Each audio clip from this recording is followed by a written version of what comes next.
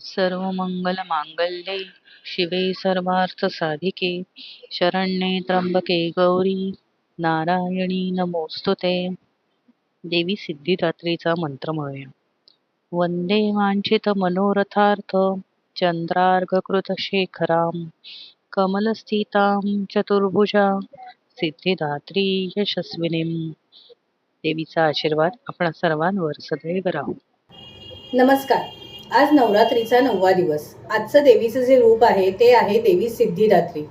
भक्तांच्या सगळ्या मनोकामना पूर्ण करून भक्तांना आशीर्वाद देणारी आणि त्यांना सर्व सिद्धी प्राप्त करून देणारी अशी ही देवी. चला आपण या देवीची उपासना करूया.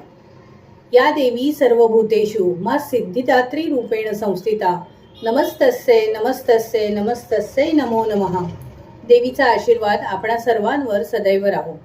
आज या व्हिडिओच्या माध्यमातून ज्या ताई आपल्याशी संवाद साधणार आहेत त्या सुलोचना ताई या शिक्षण क्षेत्रातल्या शिक्षण अधिकारी म्हणून त्या सेवानिवृत्त झाल्या आणि आज त्या आपल्याला सद्गुरूंविषयी मार्गदर्शन करणार आहेत. एक शिक्षक जसा आपल्या विद्यार्थ्यांना घडवत असतो तसेच एक सद्गुरू त्या साधकांना योग्य मार्गावर आणतात, योग्य दिशा देतात आणि त्यांचं आयुष्य भगवंताशी जोडून ठेवतात.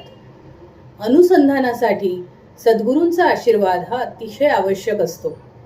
आपली आध्यात्मिक उन्नती व्हावी म्हणून आपण काय काय करू शकतो हे आपण गेले 8 दिवस पाहिलं. पण सद्गुरूंचा जर आशीर्वाद नसेल तर हे सगळं फोल आहे हे लक्षात घ्यायला हवंय. सद्गुरूंचा आशीर्वाद आपण कसा प्राप्त करू शकतो याविषयी आपल्याला ताई मार्गदर्शन करणार आहेत. चला तर मग आपण ताईंना ऐकूया आणि सद्गुरूंचं महत्त्व जाणून घेऊया.